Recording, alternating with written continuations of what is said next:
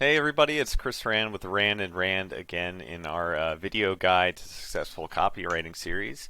This is lesson number 4 called Populating Your Outline with Source Content.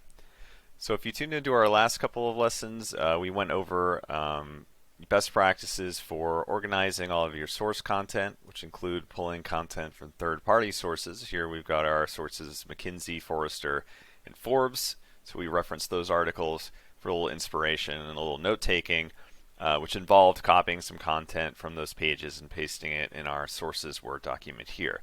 Now, just to remind you, everyone watching, we're not going to publish this content, republish it as our own, which would be plagiarism. We're using this as a reference method. This is for note-taking purposes, and I'll show you basically how that translates into original written content that you might produce for an employer or a client who's hired you to do some writing for them. So what I've gone ahead and done, if you saw in our last lesson, is I've pulled some of the source content here and used that to create a more robust outline. So previously, we used our initial content brief, which is basically the assignment that you get from your employer or a client, and we created a basic outline, which you can see here. So there's some section titles here that we use based on these bullets that we got. This is a hypothetical assignment that I created.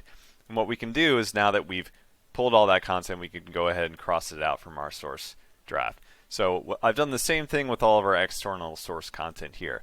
And I've organized that content in a way that's going to make sense for the actual writing phase, logical sense. So as you can see, for example, in the introduction, there's some text here about the overarching impact of COVID-19.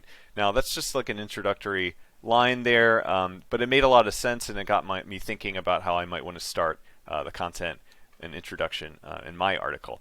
And then there are some other items here from our other sources that got my sort of gears turning in terms of my introduction, so I've added them up here as well. And it kind of already flows in a logical way if you look at it. So we've got some text here about the human tragedy of COVID-19. We've got some text here about digital tools and how that's helping employees, so we're getting more into the subject of the article.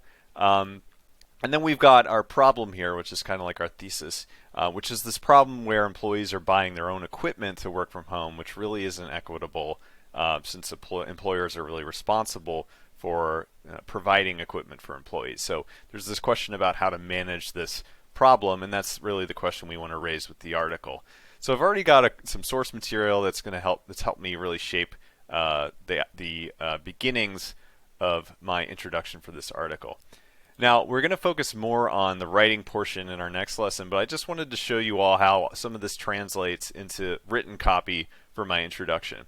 And what you can see here, and I'll move this over, is there are some direct parallels to my original writing that I'm doing here and what I've created in my outline over here. So I've not copied and pasted this content, but it's helped me generate my own ideas about what I want to write. So here, for example, we talk about psychological, emotional, and long-term financial impacts on people. And that kind of coincides with what I pulled from Forrester over here. Again, Forrester because it's green, because we're using our color coding method.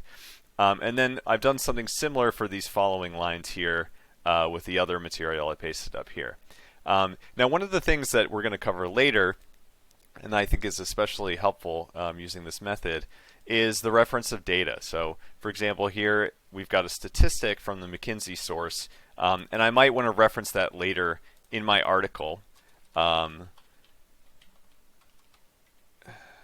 If I can spell McKinsey correctly.